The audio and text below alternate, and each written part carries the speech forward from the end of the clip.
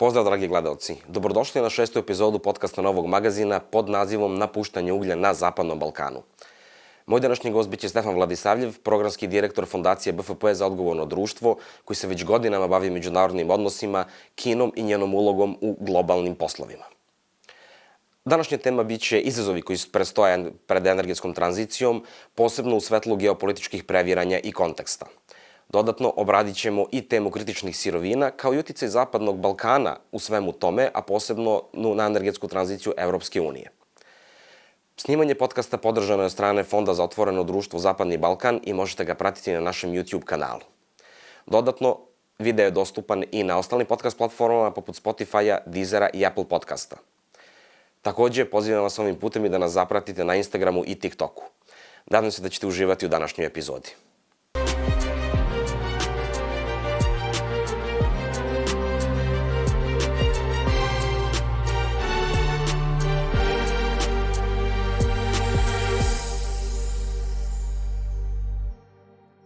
Dobar dan, Stefane. Hvala što si se odazvao ovom pozivu na emisiju. Predstavi se prvo gostima i reci im nešto o sebi. Hvala, Damire, na pozivu. Ja sam Stefan Vladisavljev, programski direktor Fondacije BFP za odgovorno društvo, nevladine organizacije sa preko 20 godina rada u civilnom sektoru i širokim portfolijom delovanja. Ljudi koji prate kanale Novog magazina me možda prepoznaju i kao domaćina podcasta Razumeti čelično prijateljstvo, koji se i dalje nalazi na YouTube kanalu Novog magazina. Zapratite YouTube kanal Novog magazina i na Instagramu i na Spotify, možete da slušate u audio verziji i izuzetno mi je zadovoljstvo da ti se pridružim danas i da razgovaramo o nečemu što smatram za veoma zanimljivu i relevantnu temu. Hvala ti. Generalno u podcastu se bavimo dekarbonizacijom i napuštanjem uglja na Zapadnom Balkanu, ali o tome se ne može više pričati bez te geopolitičke dimenzije. Prosto, naš strateški interes, kako smo ga bar mi definisali na Zapadnom Balkanu i u Srbiji, ali i u ostalim zemljama i ekonomijama, kako već se koristi, termin da je put EU integracija naš pravi put i put kojim mi idemo. A sad, u svetlu geopolitičkih previranja, znači imamo rat u Ukrajini, rat na Bliskom istoku, mnoštvo situacija građanskih ratova, protesta širom sveta. I EU pokušava da se pozicionira na neki način. Oni i dalje u toj ogromnoj krizi pokušavaju da se drže svoje krovne razvojne strategije, odnosno zelenog dogovora. Sad, pitanje je da li će uspjeti. Možeš li nam nešto reći više o generalnom geopolitičkom stanju u svetu, koje je u vezi sa energetikom i energetskom bezbednošću, koja je postala top tema na vrh političkoj agendi praktično svake države sveta?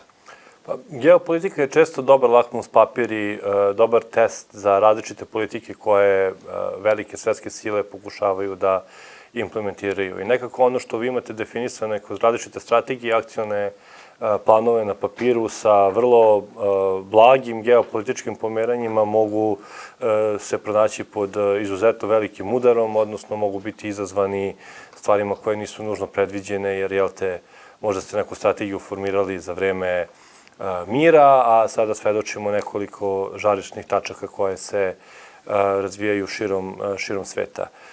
Činjenica je da je i pitanje bezbednosti, pitanje koje je direktno pod uticajem geopolitičkih dešavanja, a danas se pitanje bezbednosti i kontekst bezbednosti ne može promatrati bez uzimanja u obzir onoga što bismo mogli da stavimo i da nazovemo energetskom bezbednošću. Da li idemo u korak sa tim da govorimo o energetskoj tranziciji u vremenu krize, da li idemo o tome da govorimo o nekoj vrsti protekcionizma, mi to moramo posmatrati kroz prizmu najznačajnijih aktera i njihovih sukoba koji se ili direktno kroz konflikte ili indirektno kroz različite implementacije politike na geopolitičkom planu dešavaju. Sve to negde me dovodi do onoga što je negde konkretan ili možda približno konkretan odgovor na tvoje pitanje. Postulati energetske tranzicije, postulati smanjenja onih negativnih aspekata energetskog sektora za svaku od država ostaju princip kojim se države vode, ali s obzirom na geopolitička previranja u ovom trenutku, na porast prisustva određenih aktera na globalnom tržištu, ti postulati su podložni, neću reći da je neophodno, ali svakako bi trebalo uzeti u razmatranje njihovu adaptaciju u postojećem geopolitičkom kontekstu. Odlično. A možeš li nam reći nešto više o samom ponašanju i strategijama aktera? Znači, pretpostavljam, Rusija tu za prirodni gas koji koristi kao političko oružje, Kina finansira razne projekte, pre svega fosilnih goriva u inostranstvima, ali već polako se probijaju i projekti i obnovljivih izvora energije. SAD takođe ima svoju strategiju, a Evropska unija svoju. Neki kratak komentar na svakog aktera. Da, ono što je meni negde zanimljivo u tom kontekstu, apropo strateškog delovanja na globalnom nivou, jeste da smo mi diametralno suprotno posmatrali Rusiju i pored silnih kritika koje su upućene na račun demokratije i na račun određenog autoritarnog delovanja i pre izbijanja rata u Ukrajini ili ruske agresije u Ukrajini i nakon toga. Jer nekako se ništa nije mnogo promenilo osim činjenice da je Rusija sada izvršila agresiju i da mi sada dolazimo u situaciju da jedno izuzetno visok nivo međuzavisnosti, pre svega između evropskih država i Rusije, prosmatramo kroz prizmu konflikta i da su države Evrope u jednom trenutku bile spremne maltene sebi da pucaju u nogu da bi se politički opredelile za podršku Ukrajini i za osudu Rusiji. Dakle, govorimo negde u kontekstu snabdevanja i ruskim gasom, pa i ruskom naftom, a one države koje bi nastavili da sarađuju sa njom su se našli pod jednom vrstom kritika. Tu pre svega govorimo o evropskim državama ili državama koje su negde na rubu same Evrope. Zanimljivo je takođe ovo što si pomenuo za Kinu i tu bih zapravo naveo jedan primer vezan za Republiku Srbiju. 2000, mislim da je 18. moguće da je 19. godine, ali sada već ima 5 godina sigurno, Kineska komunistička partija je donela odluku da se kineskim novcem više neće finansirati projekti koji se odnose na prljave izvore energije. Dakle, termoelektrane na ugalj se više neće modernizovati ili graditi kineskim novcem van granica Kine. Oni čak i kažu, izvini što te prekidam, da će se u slučaju nižih standarda neke zemlje primenjivati kineski standardi. To je svakako nešto što menja prizmu gledanja na Kinu na geopolitičkom planu. Zašto je meni to izuzetno zanimljivo za kontekst Srbije? Mi smo završili, čak i nakon te odluke, s obzirom da je ugovor potpisan ranije, modernizaciju i izgradnju novih kapaciteta u termoelektrani u Kostolcu, ali je onog momenta kada je odluka doneta prekinut svaki pregovor o modernizaciji i izgradnji dodatnih kapaciteta termoelektrane Kolubara. Što ukazuje da čak i neki akteri koje možda posmatramo sa zebnjom, s obzirom na njihov rast i na specifičan politički sistem, na unutrašnjem planu imaju jednu vrstu odgovornosti prema globalnim tokovima.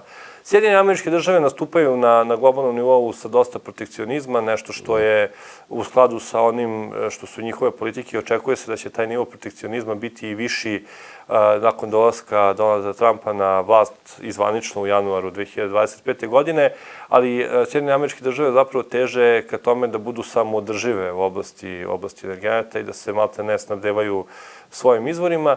I tu negde nama na kraju ostane Evropska unija koja je na nekom vrednostnom nivou možda i zauzela najprogresivnije stavove, ali svakako zbog izazova sa kojim se suočava, pre svega zbog visokog nivoa zavisnosti do 2022. godine od ruskog gasa, dakle, i energetska tranzicija i zelene politike negde ostaju prioritet. Svaka od ovih država ima dakle, neku specifičnu poziciju na globalnom nivou. Siguran sam da ćemo o tome govoriti malo više i u nastavku, ali je meni negde važno da napomenemo samo to da se zaista mora posmatrati kroz jedan kompleksni sistem i standarda i moraju se uzeti u obzir različite dešavanja koje možda nisu nužno vezana samo za energetiku, ali svakako se vezuju i utiču i na ovu oblast, iako, kažem, nisu direktno povezani da li sa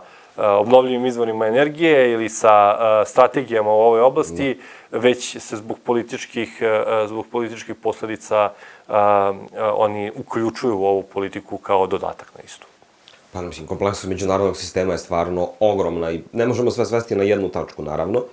A što se tiče EU, kako komentarišeš ti kompetitivnost njene industrije, posebno u obnovljivim izvorima energije? Skoro je, mislim, jasno je da su u krizi, stigu izveštaj o kompetitivnosti koje je Mario Draghi sastavio za Evropsku komisiju i prosto nekako, iako je lider u borbi protiv klimatskih promjena, Evropska unija gubi tu tehnološku nadmoć koju imala. Vidimo da Kina postala već lider u proizvodnji i prodaji solarnih panela kao električnih vozila i vidimo da se spominju ozbiljne carine i zabrane uvoza električnih vozila iz Kine kako bi se zaštitila industrija.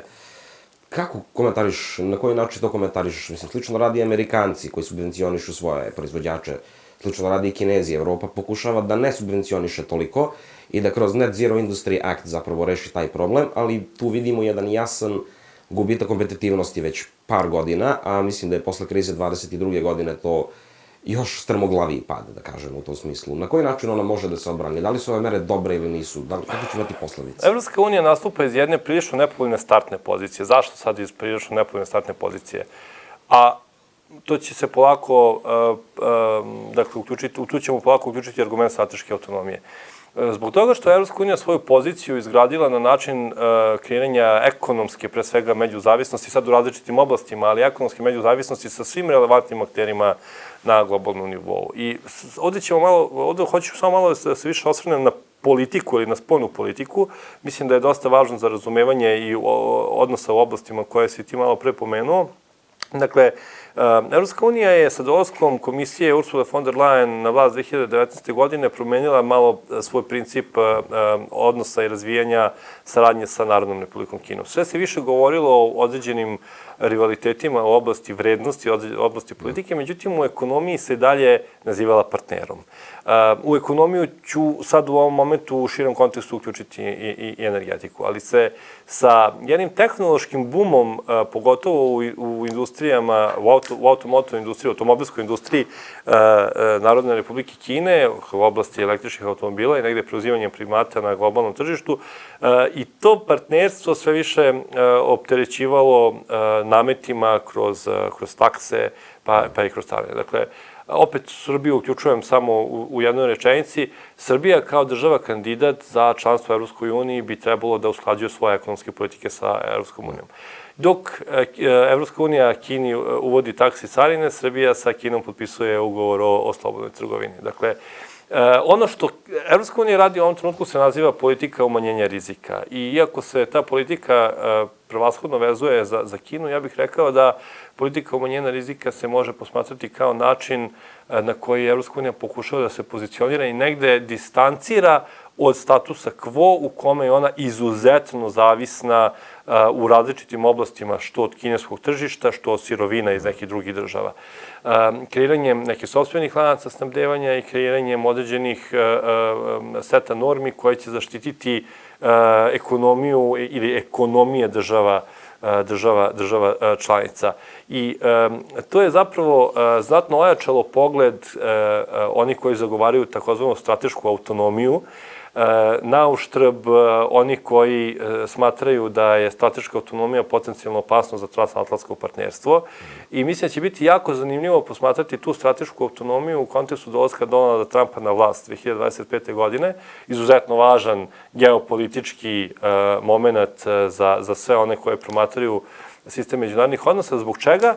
Pa mi imamo dokaze da od 2016. do 2020. godine Trumpove odluke su nanele štetu transatlantskom partnerstvu, a s obzirom na osnaživanje pokreta onih koji zagovaraju stratešku autonomiju unutar Evropske unije, mi zapravo možemo vidjeti, može se lako desiti da u budućnosti vidimo sve glasnije i glasnije ljude koji zagovaraju princip strateške autonomije i delovanje kako Evropske unije, tako i pojedinih država članica. I samo želim da dodam još jednu rečenicu, mislim da je bilo negde pomenuto u tvom pitanju, dakle, velike automobilske kompanije koje posluju na teritoriji Evropske unije, dakle koje su i poreklom iz Evropske unije, pre svega Nemačke, u nekoj manjoj meri i Francuske, se nalaze u izuzetno nepovoljnoj poziciji. S jedne strane imate američku Teslu, sa druge strane imate nekoliko kineskih kompanija da je BYD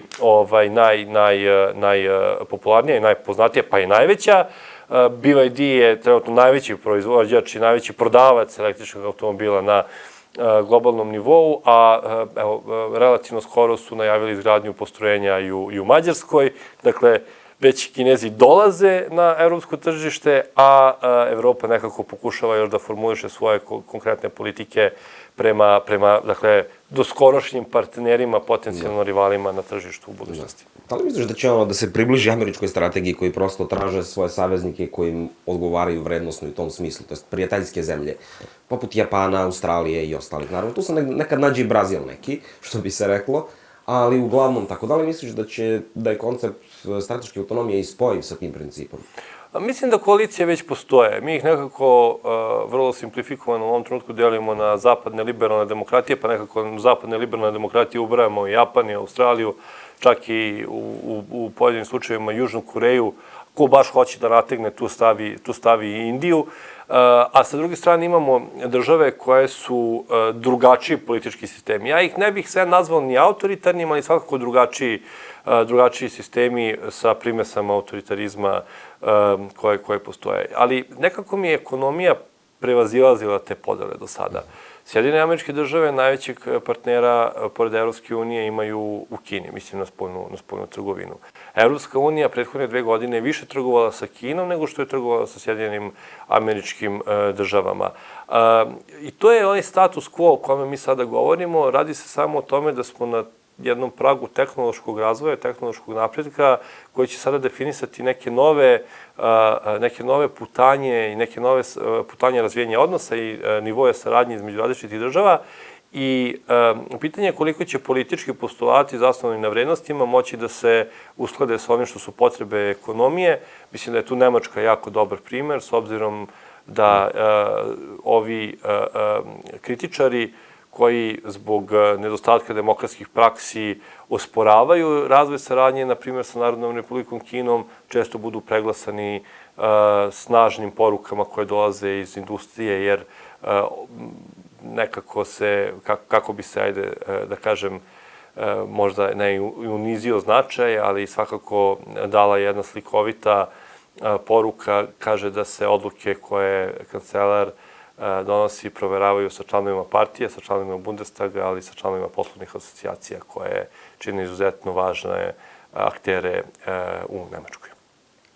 Da, to je više nego očigledno tamo, da su i u problemu. Sad, kad spomenuli su u nekom trenutku i sirovine i materijali, upravo te ekonomske interese, i u poslednjih par godina je upravo taj termin kritični minerali ili kritične sirovine postao izuzetno popularan i značajan po svaku zemlju. EU je takođe odgovorila svojom strategijom kritičnih i strateških minerala, gde su definisali 34 elementa, odnosno metala, koji su kritične sirovine i 16 strateških sirovina koje su od izuzetnog značaja upravo za energetsku tranziciju i za zelenu industriju, za elektrifikaciju i transporta, ali i za solarne panele i pre svega za vetrogeneratore i vetroturbine. Oni se obično definišu po kriterijumima geografske lokacije, jer su locirani na jednom mestu, upravo prema značaju za energetsku tranziciju i upravo prema ceni i retkosti tih sirovina. I većina tih sirovina je locirana da li negde u Južnoj Americi, dosta njih i u Africi poput kobalta, a dosta njih se nalazi i u Kini. Pa sad, na koji način misliš da se to može rešiti, ajde tako da kažem? Kako ti predviđaš da će biti budućnost tih odnosa? Šta može da se radi sa tim kritičnim sirovinama? Pa to je potencijalna mina za razvoj geopolitičkih dešavanja, zato što da biste obezbedili kritički važne sirovine, vi morate da obezbedite lance snabdevanja istim. Sad, ako ih imate na svojoj teritoriji, super. Ali ako ih imate na nekoj neutralnoj teritoriji, dakle, ako pričamo o Evropskoj uniji i Kini kao slikovitom primeru, a kritički važne sirovine se nalaze u Africi, ko će prvi zabiti zastavicu i obezbediti protok i priliv tih sirovina i lanaca snabdevanja, utiče na bolje pozicioniranje i svakako daje prednost onom koji to i uradi. Problem koji se tu nameće jeste šta ako neko drugi želi možda da stekne pristup tome i potencijalno otvara mogućnost za različita delovanja koje čine takva područja destabilišućim. Ali ako hoćemo da pogledamo to u kontekstu strateškog promišljenja Evropske unije, Evropska unija je jasno definisala šta su njihovi prioriteti u ovom trenutku, ali bih rekao da će ti prioriteti možemo se dotaći nekih slikovitih primjera, doći na uštrb onoga što Evropska unija zapravo pokušava da bude, a to jeste svetionik demokratskih vrednosti i vladavine prava. Pitanje je momenta i pitanje praga koji će se preći ili se neće preći kako bi se obezbedila stabilnost industrije kroz obezbeđivanje lanaca snabdevanja i priliva kritički važnih sirovina, tako što će se ostvarivati saradnja sa pojedinim liderima ili pojedinim donosiocima odluka koji možda nisu u potpunosti u skladu sa vrednostima koje propagira Evropska unija. Za Kinu je to lako. Kina je komunistički režim koji vrlo jasno definiše šta su prioriteti njihovih politika i načina koje se ti prioriteti ostvaruju. I to je onaj moment u kome često se za Kinu kaže da je poželjan partner za mnoge autoritarne režime, zato što partnerstvo sa Kinom dolazi bez previše preduslova političkih, vrednostnih. Dakle, ako imate dominantno prisustvo Kine u oblasti, ne znam, metalurgije ili u oblasti rudarstva i ekstrakciju prirodnih sirovina u procentima koje često prelaze 80-90% sve količine na godišnjem nivou u pojedinoj državi, a izvoze se maltene samo i isključivo na kinesko tržište, onda ne možemo baš da kažemo da to partnerstvo dolazi bez bilo kakvog preduslova, bilo kakve cene. Kina kupuje faktički svoj prioritet, odnosno kupuje svoje prioritetno partnerstvo. Evropska unija to pokušava da uradi u nedostatku boljeg izraza, pravičniji način, ali se čini da je ipak spremna da s vremena na vreme zažmuri na jedno oko kako bi obezbedila pristup određenim tržištima gde su identifikovane teritorijama, gde su identifikovane kritički važne sirovine koje ona želi da obezbedi, gde ona za sebi želi da obezbedi primat kako bi zadovoljila potrebe svoje industrije. To smo videli kod nas upravo. Pa recimo, kada pričamo o slikovitim primerima, da bi Srbija mogla da bude jedan od tih slikovitih primera. I ono što jeste dosta važno napomenuti i razumeti zašto su se neki sporazumi potpisali, zašto su se neke odluke donele, kada je definisala svoju strategiju Evropska unija o kritički važnim materijalima, o kritički važnim sirovinama, Zapadni Balkan je faktički pomenut samo isključivo kao potencijalni izvor tih sirovina i način na koji će se obezbediti stabilnost i sigurnost potreba Evropske unije. Dakle, vrlo jasna intencija koja je transakcione prirode i čini se da je to zvezda vodilja u tom odnosu, a u kontekstu strategije koje je Evropska unija donela. A koje je tvoje mišljenje, da li može Kina, pa i čak i Rusija monopolizovati, odnosno politizovati upravo svoje kritične sirovine? Na primjer, Kina ima preko 90% svih tih retkih, teških metala, to je zemljanih metala. Izvorišta su sva maltene u Kini. Da li misliš da može politizovati taj svoj uticaj na neki način, kao što je Rusija politizovala svoj prirodni gas u odnosima sa Evropskom unijom? I da li misliš onda da je u tom kontekstu možda energetska tranzicija kao ceo koncept u Evropskoj uniji, a i šire, boga mi, ako smatramo da je ona zvezda vodilja i lider u svetu, da li misliš da je ona u krizi, energetska tranzicija, upravo zbog tih kritičnih sirovina? Znači, ovde ne govorimo sad o područjima gde može doći do destabilizacije ili, ne daj Bože, proksi ratova, nego govorimo čisto o vlasništvu Rusije i Kine nad mnogim nad mnogim tih kritičnim mineralima, pa mislim dosta i uranijuma za nuklearne reaktore u samoj Evropskoj uniji dolazi upravo iz Rusije, još uvek i dalje. Zaista možemo i moramo da pogledamo istoriju. Kroz istoriju dominantne sile na globalnom nivou su bile one koje su imale pristup sirovinama. Dakle, pristup sirovinama je definisao uvek vodeće aktere na polju međunarodnih odnosa. U ovom kontekstu politizacija prirodnih resursa bi bila potpuno u skladu sa onim što je istorijski pokazano kroz, na kraju krajeva, prisustvo Britanske imperije na globalnom nivou. Britanska imperija je bila najveća sila na svetu u momentu kada imala najveći pristup sirovinama u svojim kolonijama i kada je faktički eksploatisala svoje kolonije za račun svog rasta i dakle svog pozicioniranja. Mnogi bi rekli da su Sjedinjene Američke Države izgradile svoj primat na polju međunarodnih odnosa kroz blisku saradnju sa državama Bliskog istoka, ali takođe eksploataciju drugih ruda kako u Latinskoj Americi, pa u jednom dobrom vremenskom periodu i diljem Afrike. Takođe, nije nužno direktno povezano sa sirovinama, ali svakako je važno za razumevanje konteksta postojanje monopola u onom što će biti kritički važna sirovina, to jesu informacije, ali takođe i određene tehnologije, je Kinu stavila u vrlo povoljan položaj zbog i poluprovodnika, svega onoga o čemu se govori kroz kontekst čak i mikročipova, ako hoćemo podignemo na jedan više nivo tehnološkog razvoja. Opet u tom kontekstu malo digresiram, ali mislim da je slikovito opisivanje argumenta koji potvrđuje tvoje pitanje, jeste da meni je u jednom trenutku neko rekao ako misliš da je Rusija napravila dar-mar, ajde da ne iskoristimo neki drugi izraz, svojim monopolom nad gasom i nad naftom na kraju krajeva, čekaj da vidiš šta će Kina da radi sa infrastrukturom za obnovljive izvore energije. Ti možda znaš i tačan broj, 85-90% svih solarnih panela na svetu je napravljeno u Kini. Oko 80. Oko 80% je napravljeno u Kini. Faktički nema jedne vetroturbine na svetu da nema neki deo kineske tehnologije ili da nema... Kod njih se kopaju ti minerali, ne može bez njih. Da nema neki deo u svom sastavu, neki deo koji ima barem poreklo iz Narodne Republike Kine. Ako sad hoćemo da odgovorimo na pitanje krize energetske tradicije, ja bih pre nazvao brojnim izazovima pred kojima se nalazi. Zbog čega? Zato što u ovom trenutku kriza još uvek nije stupila u punom kapacitetu na snagu, jer nemamo direktan konflikt između najznačajnijih aktera. U ovom konkretnom slučaju između Evropske unije i Narodne Republike Kine. Dokle god, sad se vraćamo na polje geopolitike, dokle god je odnos partnerski, opterećen izazovima, ali partnerski, energetska tranzicija će se i dalje nastavljati, energetska tranzicija će se i dalje odvijati.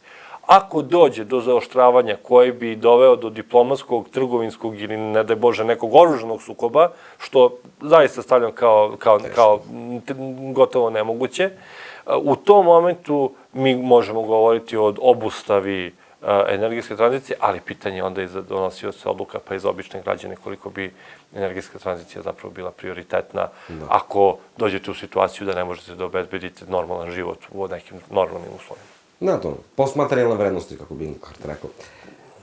Sad, mene se zanima kakva je uloga Zapadnog Balkana. Baš u ovoj EU strategiji kritičnim sirovinama, oni prvo kreću sa reciklažom, sa smanjenjem upotrebe tih minerala, sa traženjem alternative, na primjer konkretno za litijum, tu se spominju natrijumske baterije, iako su poslednje istraživanje pokazala, to je poslednji trendovi pokazali da se očekuje porast potražnje za litijumom za 500% do 2050. godine, ako se ne varam, znači ogromna potražnja. Druga stvar jeste kopanje domaćih resursa koje Evropa nema puno, a treća stvar, kopanje i odnosi, to je rudarenje, da ne kažemo kopanje, u prijateljskim zemljama koje vidimo, to je Srbija i ceo Balkan je bogatim bitnim rudama, znači od nikla, u Albaniji, litijuma ima i po Bosni i Hercegovini. Dakle, kakva je uloga Zapadnog Balkana u svemu tome? I što se tiče Evropske unije, ali što se tiče Kine i Ruske federacije, jer znamo da je Zapadni Balkan, a posebno Srbija, izuzetno zavisna i od uvoza ruskog gasa. Znači, ovdje imamo 3 ozbiljne igrača, a imamo čak i SAD koji igraju isto ozbiljnu ulogu sa svojim investicijama. Krenut ću od onoga što mi je možda kraće da objasnim ili da iznesem svoje mišljenje. Zapadni Balkan, ili da suzim, Srbija je u kontekstu ruske agresije u Ukrajini uradila verovatno maksimum mogućeg da sa jedne strane obezbedi relativnu stabilnost svog tržišta snabdevanja naftom i gasom, ali da paralelno sa tim pokrene proces diversifikacije koji se ne promoviše baš previše jer ne bi bio u skladu sa narativima koje dominiraju među širom populacijom, a to je udaljavanje od Rusije, ali ono što je urađeno... Na interkonektor sa Bugarskom. Između ostalog, da, ali i na sve češće projekte. Ja dolazim iz Banata i mi već imamo nekoliko vetroparkova, sada će jedan novi biti izgrađen takođe Dakle, postoje neki trendovi koji ukazuju da se na strateškom nivou razmišlja o diversifikaciji izvora energenata. Možda ne onom brzinom ili onoj količini koja bi to obezbedilo neku dugoročnu stabilnost i ajde da kažemo, potpuno odvajanje od Rusije, ali takođe mislim da strateško promišljanje naših donosilaca odluka ukazuje na to da se nekako nadamo da će ovo da prođe, pa da ćemo moći ponovno da računamo na Rusiju, ali u nekom manjem obimu. APP, ako prođe, prođe. Pa, proći će sigurno, pitanje samo kad i koliko ćemo i moći da iznesemo trenutnu poziciju. U ovom drugom kontekstu Rusija je Kina, izvinjam se, u ovom drugom kontekstu Kina je svoju poziciju na Zapadnom Balkanu sada već prilično definisala kao odnos sa Srbijom, kao dominantnim partnerom i svim ostalim akterima koji su tu negde, ali niko nije toliko važan kao što je Srbija. I ako pogledamo tu ekstraktivnu industriju, dakle, industriju izvlačenja prirodnih resursa, određeni projekti vezani za naftu u Albaniji, neki hidroprojekti, ali više u nekom privatnom kapacitetu na osnovu komercijalnih ugovora u Bosni i Hercegovini, često osporavanih zbog povezivanja sa određenim kontroverznim individuama, neuspeli projekat modernizacije termoelektrane u Tuzli i donekle uspešni projekat vetroparka Možura u Crnoj Gori su nešto vredno pomena van Srbije, dok u Srbiji možemo zaista sedeti i pričati maltene ceo dan samo o Kini u oblasti i ekstraktivne industrije, dakle, da li rudarenja, da li neke druge vrste iskorišćavanja prirodnih resursa Republike Srbije ili uticaja na energetski sektor gde, opet ponavljam, maltene svaki solar koji vi vidite u Srbiji ili čak i ovi vetroparkovi su vrlo zanimljivi primeri, jer vetroparkovi vi vidite bez problema konzorcijum između nemačke kompanije i kineske kompanije ili kompanije iz Ujedinjenih Arapskih Emirata. I sad to nas sve ovako stavlja u par nekih, neću kažem, anegdotalnih situacija, ali ništa sad to nije strateški krucijalno presudno, osim ove zavisnosti od Rusije. I gde sad tu dolazi Evropa? Mi kada pričamo o Evropi, možemo pričati o pozitivnim aspektima, možemo pričati o onim aspektima koji ukazuju na opasnosti. Ako se nešto ne promeni, prisilno, mislim nije prisilno, pošto svi znamo da će se to desiti, ali za Srbiju prisilno uvođenje SIBAM-a će imati ozbiljnih ekonomskih posledica po Republiku Srbiju, pa i bezbednost u oblasti energetike, s obzirom na zavisnost i naše industrije od uglja i na različite druge aspekte toga. Dakle, tu pričamo o ovim potencijalnim opasnostima. Ako pričamo o prilikama, ekonomska benefit koju bi Srbija dobila ukoliko bi evropskim kompanijama omogućila lanac snabdevanja kroz iskopavanje litijuma je više puta hvaljena od strane naših donosilaca vlasti. I sada tu dolazimo u poziciju donošenja strateških odluka. Strateška odluka jeste da li ćemo mi postati država koja će obezbediti jedan značajan resurs za evropsku industriju i po koju cenu ćemo tu raditi za nas. Da li će ekonomska benefit biti veća od određenih negativnih konsekvenciji tog projekta? Ja ću vrlo jasno odgovoriti da nemam pojma. A nemam pojma zato što u ovom momentu to možemo posmatrati kroz političku prizmu, da bi za Srbiju i za ljude koji podržavaju evropske integracije Srbije, žele da vide Srbiju kao bližeg partnera Evropskoj uniji. Ako samo taj kriterijum uzmemo, naravno, odmah sutra neko da krene da eksploatiše resurs koji je izuzetno važan za evropsku industriju i zbog kojih Evropska unija na kraju krajeva potpisuje strateški važne sporazume sa Republikom Srbijom. Ako pričamo iz ugla strateškog promišljanja eksploatacije naših prirodnih resursa, mi pričamo o jednom regionu gde, osim kad su seljaci išli da kopaju po njivama, nije zabodeno ništa dublje od pluga ili od ašova. Ako je neko kopao ove septičke jame ili bunare, to je možda išlo malo dublje, ali ne dublje od toga. I sad ću samo napraviti jednu paralelu sa drugim. Ja sam juče, mi razgovaramo ovo u petak, ja sam u četvrtak bio u Boru. Tamo ne postoji čovek koji nije rođen, a da više rudnik nije bio funkcionalan u tom gradu. Mi sada pričamo o celom jednom regionu gde nikad rudarenje nije bilo aktuelno i to je sad strateška odluka koji neko ko mora da snosi odgovornosti za benefite i za negativne konsekvence tog projekta mora da donese.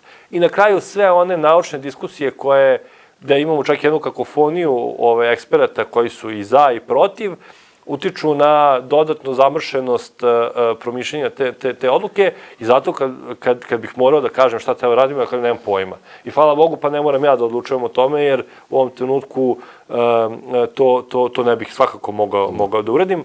Ali u kontekstu zavisnosti evropskog tržišta Zapadnog Balkana, mislim da bi Zapadni Balkan imao jednu izuzetno važnu ulogu.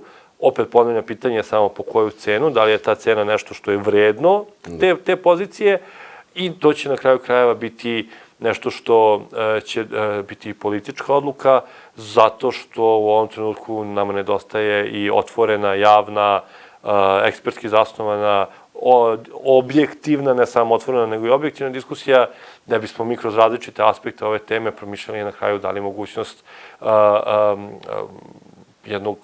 jednog racionalnog promišljanja ove teme, a u ovom momentu više prisustvujemo kakofoniji različitih mišljenja, nego što imamo mogućnost donošenja odluke ili promatranja i pozicioniranja sopstvenog mišljenja na osnovu objektivnih, otvorenih i relevantnih podataka. Da, mislim, potpuno si u pravu, potpuno bi se složio sa tobom. Ja dodao bih jedino još nešto da i prilikom kalkulacije ekonomske cene tog projekta mora se uzimati u obzir ono, kako ja to uvek zovem, cena nečinjenja ničega. Znači, i neka šteta koja se mora sanirati je isto ekonomska cena. To nije samo negativna konsekvenca, to se prosto mora platiti. Kao i oportunitetni trošak, cena neiskorišćene šanse je isto neka cena. Oportunitetni trošak tog projekta, bilo da se on sprovede ili da se ne sprovede, će biti sigurno ne mala. Neću da kažem velika, ali ne mala. Ako se ne sprovede, mi ćemo faktički zaoštriti političke odnose sa Evropskom unijom. Politički trošak. Neću da kažem da smo se mi nešto obećali, jer ne znam i ne mogu to da kažem. Mislim da ne zna niko. Ali s obzirom na sporazume koje smo potpisali, rekao bih da postoje neka očekivanja da ako se bude konkretno litijum iskopavao u Srbiji, da će evropsko tržište, evropske kompanije imati prioritet prilikom njegovog izvoza. Takođe, kao jedan od argumenta za se navode ti spillover efekti, odnosno efekti prelivanja, koji će omogućiti da se kompanije koje bi se bavili preradom tog litijuma, ali možda čak proizvodnjom baterija, pozicioniraju u Srbiji, gde će, sad mi to možemo da širimo priču na nedostatak radne snage, na nedostatak izvora energenata koji će nam omogućiti stabilnu elektrodistributivnu mrežu, gde, ponavljam šta sam od tebe naučio, za ovo. I sad, opet mi pričamo o troškovima koji su, tek kad se ovo odluči, nešto što se može desiti, a kojih mi apsolutno u ovom trenutku ne možemo ni da budemo svesni, jer nismo nikad bili u takvoj situaciji. Rudnik te veličine se za naših života, a možda i života i naših roditelja, nije u Srbiji, možda ne čak ni prostorno te veličine, ali ekonomskog značaja se u Srbiji nikad nije desio. I kažem, na kraju, mislim da će da se svede na političku odluku, i sigurno da će onaj ko tu političku odluku bude morao da donese, morati da snosi odgovornosti za i pozitivne i negativne posledice. Ono što ne bismo smeli da dozvolimo jeste da ovako važna, suštinski važna tema postane samo paralela ili metafora za naša unutrašnja politička nezadovoljstva, zato što ovako važne odluke bi morale da se dovedu trezveno, a ja samo, i tu ću završiti, mogu da dovedem u pitanje našu zrelost i spremnost da se ovako važnom temom bavimo na način, jer, gledajte, mi možemo da dođemo u situaciju da raskrstimo sa evropskim kompanijama i da neko prosto dođe iz neke Kine, kaže mi ovo hoćemo, vi ovo nama morate da date i da napravi takav pritisak da mi maltene to ne možemo da odbijemo. Ne kažem da će se desiti, dajem samo potencijalne scenarije koje, kada se svi oni scenariji razmatraju šta je moguće, šta bi moglo da se desi. Hvala ti, potpuno saglasan sa tobom. Sad, spomenuo si i ulogu Kine u energetskom sektoru i spomenuo si da nemaju jako često problem da formiraju konzorcijume sa evropskim kompanijama. Potpuno je jasno da Evropa percipira pre svega posebno uticaj Rusije kao negativan u Srbiji i na Zapadnom Balkanu, ali i uticaj Kine u nekoj meri u Srbiji. Pa me sad zanima, kakva je percepcija Evropske unije po pitanju uticaja Kine u energetskim projektima? Koliko Kinezi finansiraju, to jest u kojoj meri, finansiraju obnovljive izvore energije i kako to je percipira? Da li je to možda rizik za usklađivanje sa političkim kriterijumima iz Kopenhagena i sa zajedničkom spoljnom i bezbednosnom politikom ili je to sve u kontekstu i u smislu opšteg dobra, to jest dekarbonizacije, dostizanje cilja ugljenične neutralnosti do 2050. godine? Sad ću ti malo pokvariti Sneška ili srušiti Sneška, a pozvati ljude da pogledaju podcast Razumeti čelično prijateljstvo, jer smo se dosta bavili temom Kine u 12 epizoda, izvinjam se. Evropska unija u Srbiji, u slučaju Srbije, prema Kini nema zvaničan stav koji je definisan kao negativan. I to je polazna tačka iz koje moramo da krenemo.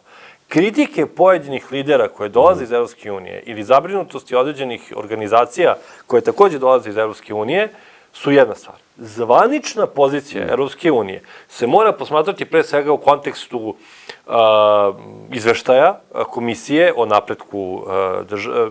Vi imate Kinu pomenutu na brda mesta u izveštaju, ali prilično onako neutralno. Ukazuje se na neka dešavanja, na nešto što se desi. U oblasti energetike kinesko prisustvo je ili prisustvo kroz, sad ima zapravo tu nekoliko nivoa. Prvo i pre svega jeste infrastrukturni razvoj gde imamo Kostolac, imamo takođe toplovod od Obrenovca do Novog Beograda, gde se Srbija zadužila kod kineskih banaka, unajmila kineske kompanije da izgrade određene projekte koje će na kraju da ostanu pod upravom Republike Srbije. Ali se s obzirom na kritični značaj ovih projekata gledalo kao potencijalni upliv kineskog uticaja, zašta u ovom momentu, osim u širem kontekstu kineskog prisustva u infrastrukturnom razvoju, ne možemo da kažemo da se zapravo desilo, da je sad Kina nešto značajno poboljšala svoju poziciju, jer je te kineska kompanija izgradila toplovod od Obrenovca do Novog Beograda. Ono što je sledeći aspekt jesu investicije u obnovljive izvore energije i u većini slučajeva tu se radi o privatnom kapitalu, ako se i ovaj kineski kapital može nazvati privatnim. Ja bih rekao da tu Kinezi definitivno imaju prioritet.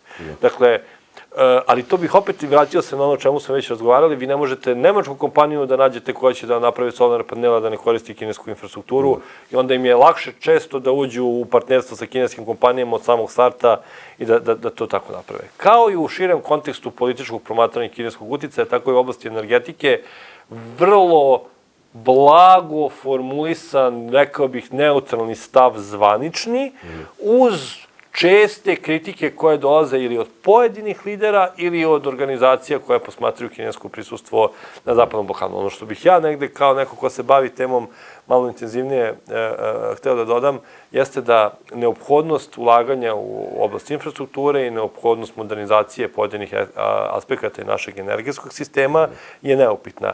I ono što mi pokušavamo kroz naše istraživanje da pokažemo da čak nije nužno ni problem što je kompanija iz Kine, dokle god se projekti sprovode transparentno, prolaze sve one procedure koje su propisane zakonima Republike Srbije i sprovedene u saglasju sa onim što su norme i standardi koje, kad se ti projekti sprovedu, treba da ispune. To se često dovodi u pitanje, pogotovo transparentnost. Ti projekti su često nepoznanica u smislu komercijalnih ugovora između Republike Srbije i kineskih kompanija koje te projekte sprovode i to je ono što je i pozicija i pojedinih evropskih aktera. Taj problem je problem koji je definitivno, po mom mišljenju, goreći. Nivo transparentnosti je ono na što ćemo uvek prvo ukazati kada se desi i nešto loše, jer da bismo znali zašto se nešto loše desilo, moramo da znamo i ko je za to odgovoran, a ako nemamo uvid u dokumentaciju, onda ne znamo ni ko treba da snosi odgovornost zbog stvari koje se dešavaju i onda se opet vraćamo na polje političkog delovanja, na polje političkog donošenja odluka. Da, znači, ali iz svega toga navedenog, ja bih bar mogao da kažem i da zaključim da Kina i kineske kompanije uz ispunjavanje određenih uslova i poštovanje našeg zakonodavstva i pridržavanje svih naših pravnih akata, prosto može da bude partner Srbiji u tom odnosu u energetskoj tranziciji, kao što i partner Evropskoj uniji u nekim drugim stvarima. Apsolutno, i ne samo to. Niko neće sprečiti i evropsku kompaniju da bude partner u svemu tome. Ako hoćemo, kažemo, preferencije, one su vrednostne, pa mi biramo između kompanije iz Evrope ili kompanije iz Kine, zato što, jedna dolazi iz Evrope, druga dolazi iz Kine. Fokalna tačka i glavni aktor u svemu tome je zapravo država Srbija, odnosno Republika Srbija, ako pričamo u našem nacionalnom kontekstu. Način na koji ćemo mi te projekte sprovoditi, pod kakvim uslovima, u kojim principima, to je naše i mi onda na kraju smo ti koji treba da odluče da li će da rade stvari na pravi način i da kompanije iz bilo koje države stave u naš normativni okvir i pod naš nadzor i, dakle, faktički da izvuku najbolje iz nje, ili ćemo dopustiti da nam neko potencijalno našteti na kraći ili na duži rok, možda i nemerljivo. Da, mislim, super si predstavio čitavu tu kompeticiju, da kažemo, velikih sila u tom kontekstu na Zapadnom Balkanu i odlično si predstavio tu dimenziju kako geopolitika utiče ne samo na globalnom nivou i na Evropsku uniju, ali i na nas i na naš evropski put u tom kontekstu. Ono što bih ja želeo pred sam kraj da se mi dotaknemo jeste budućnosti energetske tranzicije na globalnom nivou u kontekstu naoružavanja. Jer svesni smo, vojni budžeti rastu svuda u svetu. U Rusiji, u Kini, u SAD-u, Nemačka će izdvojiti dodatnih 100 milijardi za vojni budžet. NATO sad i na čelu s Amerikom ponovo zateže za 2% BDP-a da ide u budžet NATO-a. I prosto, kakva je tu budućnost energetske tranzicije?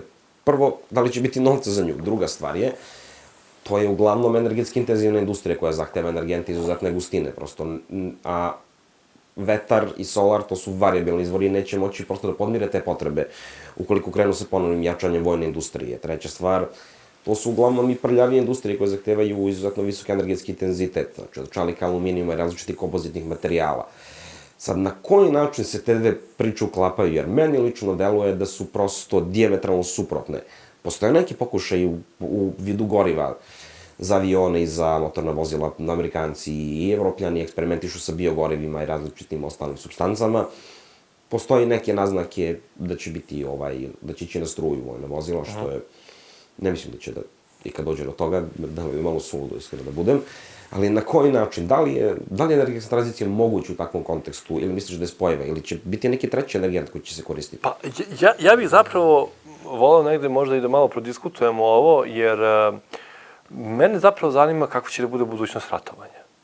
I čime ćemo, ako se bude ratovalo u budućnosti, čime će se ratovati. Mislim da ove sukobi kojima trenutno svedočimo su dosta konvencionalni sukobi. Dakle, to su dosta onako prsa u prsa sukobi gde se front pomeri za, 10 km tamo vamo, ti dalje imaš ljude na terenu, mašine na terenu i ali mnoštvo dronova. Faktički neka komponenta koja jeste komponenta modernog vremena jeste komponenta dronova. Dakle, to je ono što svedočimo danas, one sukobi koje svedočimo danas. Kako će da izgleda rad za 10 godina? Kako će da izgleda rad za 15 godina? Da li ćemo da šaljemo terminatore jedne na druge ili ćemo i dalje da imamo neku vrstu ljudskog kadra koji neko mora sedne za tank i da ga vozi? Opet pitanje, naravno, na šta će taj tank da ide ili na šta će taj terminator da bude pokrenut. Tu sam ja negde saglasan sa tobom da mi na globalnom nivou nismo dostigli nivo da za vreme rata ne možemo da uključimo najprljavije moguće izvore energenata koje imamo da bismo zadovoljili, jer vojna privreda, ratna privreda je sasvim drugačija životinja od privrede industrije za vreme mira. Ali takođe, i ovdje bih zapravo volao da čujem tvoje mišljenje, za vreme ratova su se uvek dešavali najveći tehnološki pomaci i najveći tehnološki razvoj. I moje pitanje za tebe, s obzirom da smo se negde saglasili da u trenutnom današnje vreme ne bi bilo moguće zadovoljiti potrebe ratne industrije sa obnovljivim izvorima energije, moje pitanje za tebe je kakav bi potencijalno tehnološki skok, možemo da se fokusiramo na oblast energenata i izvore energije, bi mogao da se desi ako bismo sad ušli u jedan veliki globalni konflikt. Mislim, ovo je sad već mentalna igra, ne nadamo se i ne želimo ovo. Naravno, ne, nikad. Ali je moje pitanje zapravo, uvek smo za vreme ratova svedočili jednom velikom tehnološkom skoku. Kakav bi to tehnološki skok mogao da se desi, da bismo mi mogli da kažemo, evo, ovo je neko zaveštanje koje bi potencijalno nakon toga doveo dobrobit čovečanstva? To je jako lepo pitanje, moram da priznam. I odgovorit ću ti sa jednim šaljivim pitanjem koje ja nekad u konverzaciji uvek spomenem i pitam, da li misliš da su dronovi više climate friendly, da se izrazim na engleskom od tankova i ostalih stvari? Da li je to jedna vrsta energetske tranzicije i dekarbonizacije? Ne, šalim se naravno, ali što se tehnološki skokova tiče, pa ja mislim da treba da idu u dva smera. Prosto, treba da ozelenimo te industrije što više možemo, znači sad... Ako će već da se bijemo zeleno. Upravo tako. Da, okej. Mislim, imate sad imaš veliku inicijativu za zeleni čelik, za zelene kompozitne materijale. Malo da upotrebimo biogorivo na neki način, da prosto dekarbonizujemo i vojnu industriju na neki način, ali pre svega... Znači, možemo da očekujemo i porast poljoprivrede ukoliko hoćemo da zadovoljimo potrebe vojne industrije kroz biogorivo. Naravno, vojna industrija je motor svega. Ne, naravno, šalim se, ali pre svega mislim da mora doći iz energetskog sektora. Znači, moramo naći neku alternativu, ne alternativu, ali nije izvorima energije, oni jesu ključni i glavni izvori energije. To jest, bar bi trebali da budu u konceptu dekarbonizacije, ali mora se imati ta jedna baza energije koja će obezbeđivati sigurnost snabdevanja i krajnjim potrošačima, to jest krajnjim kupcima. Tako da, prosto na neki način se mora pronaći taj balans ukoliko ćemo nastavljati u ovom smeru. Imam dva dodatna pitanja za tebe. Izvini, još si završio? Ne, da. Okej, dva dodatna pitanja. Prvo pitanje, sad to sam se nadao da ćeš možda pomenuti, ali možda i dalje ostaje u domenu naučne fantastike i stripova koje ja volim da čitam. Da li ćemo mi doći u situaciju da, apropo tehnoloških skokova, smanjimo nuklearni reaktor na veličinu pesnice, kako bismo mogli da napajamo borbena odela, da ne kažem nekog Ironmana da napravimo? To je prvo pitanje. A drugo pitanje nije nužno vezano sa tim. Ako pričaš o zelenoj vojnoj industriji, mene je to zapravo asociralo na nešto što sam čuo da ljudi nazivaju zelenim rudnicima, pa me samo zanima da li bi mogao da mi objasniš šta su to zeleni rudnici? Da krenemo od prvog. Pa, pazi, tehnologija i tehnološki napredak jeste jedno čudo, možemo da kažemo. Već smo stavili male nuklearne reaktore u nosače aviona i u podmornice, tako da, mislim, to je jako teško tehnološki i tehnički izvodljivo, ali nije nemoguće. Ne vrem baš sa uranijumom, ali sa nekim drugim materijalima poput torijuma, mislim da se možda možemo očekivati da budemo svi Ironmani u ratu, koji se nadam da nikada neće doći. A što se tiče zelenih rudnika, ne postoje zelene rudnici kao što neće nikada ni postojati zelena vojna industrija. Prosto, može se samo ići u smeru da se smanji njen ekološki i karbonski otisak, to jest ugljenični otisak, ali ne da se u potpunosti izbaci. Naravno, to je, mislim, suludo i nijedna zemlja se neće okrenuti u tom pravcu i u tom smeru, jer prosto, ako ništa, podići će cenu, neće biti ni konkurentna u tim ratnim okolnostima. Sad što se tiče zelenih rudnika, pa ni oni ne postoje. Svaki rudnik izaziva ekološke posledice i ekološku štetu. To je to. Postoje određeni standardi koji su definisani na globalnom nivou i iz UN-a i raznih internacionalnih rudarskih organizacija. I to su standardi koji bi se maksimalno trebali pridržavati. I ukoliko prođe bilo koji rudnik u Srbiji drugi, ili bilo ovaj za litijum, znači, prosto postoje standardi da se minimizira ta šteta, ali ona će uvek biti i uvek ćemo morati da saniramo posledice od ekološke štete. Ono što je na kraju bitno, u svakog, što ja kažem, ekonomsko, to je čista ekonomska kalkulacija. I treba da uđe u ekonomsku kalkulaciju. Koliko mi oštetimo podzemne vode, da vidimo koliko smo ljudi ugrozili, koliko košta njihovo lečenje, koliko košta saniranje te štete. Sve to mora biti deo jedne složene kalkulacije ekonomskih benefita jednog projekta. Tako da, i upravo je to i poenta zelenog rudarstva, malo je to ono neki greenwashing, kad ga zovu tako, ili održivo rudarstvo. Ne, to je prosto rudarstvo koje minimizira štetu na najmanju moguću jednog rudarskog projekta. Mislim, znači, mala mogućnost za Ironmana postoji, ali ne prevelika i samo simpatično nazivanje nečega što je minimalna šteta vezana za zelene rudnike. To bi bili tvoji odgovori na moje pitanje. Da, to bi bilo to, naravno. Ništa, jedno pitanje za kraj. Da li misliš da ćemo uspeti da izvršimo dekarbonizaciju do 2050. godine i da li misliš, to je ne nužno do 2050. godine, teško je pitanje, ali da li misliš da je u krizi ili misliš da ćemo i mi, Evropska unija, ali sve globalno, sve više i više i snažnije stremiti ka tome da ćemo uspeti da drastičnije smanjujemo emisije CO2? Drastičnije da smanjimo emisije CO2, potpuno dekarbonizacija do 2050. Apsolutno ne. Mislim da je domenu naučne fantastike, prosto norme i standarde propisuju države koje su daleko ispred po svom razvoju, različitim nivoima razvoja Mi imamo milijarde ljudi na globalnom jugu gde ovo nisu teme, mislim, barem ne primarne teme. Mislim da je dobro da čovečanstvo uvek stremi nečemu što je bolje, da je to jedan od puteva ka napretku, ali vraćam se na sam početak našeg razgovora. Strategije, akcioni planovi, želje su jedna stvar, realnost i globalna dešavanja su druga stvar. Dobro je stremiti nečemu, dobro je formulisati politike i delovanje tako da se ti ciljevi ostvare. Ne trebamo da patimo iako se do 2050. ne desi ta dekarbonizacija, ali treba da patimo ako ne budemo u boljoj poziciji nego što smo sada. Jer de facto je to nešto što bi trebalo da se desi, ali ne treba da se desi preko kolena i moramo da to uradimo na pravi način kako bi to nešto bilo i održivo. Jer ako nije održivo, svaki krizni period će samo da nas vrati 2 koraka unazad. Kao kada pokušavate da oslabite i odete na neku onu strašno jaku dijetu i za, ne znam, mesec dana izgubite 10 kg i onda kao super, sad sam zadovoljan i krenete da jedete i ugojite se posle 13. Dakle, to je neki efekt koji bi trebalo izbeći i mislim da je dobro da se ide ka tome, da je uzeti kao neku krajnju vrednost koja se teži i raditi sve da se to gradaciono i postepeno postiže, da li do 2050. ili kasnije, nije bitno dokle god se koraci preduzimaju ka tom putu. Da, pa hvala ti, ja bih ovim i zaključio epizodu, znači prosto moguće je i verovatno ćemo i biti u znatno boljoj poziciji, drastično smanjiti emisije, ali trenutna geopolitička situacija nam prosto ukazuje i predstavlja pretnju da mi to zaista i odradimo, ja bih rekao, ako bi se složio sa mnom. To je otprilike ono što mislim da je jako dobro zaključak našeg razgovora danas. Hvala ti puno. Hvala puno na pozivu.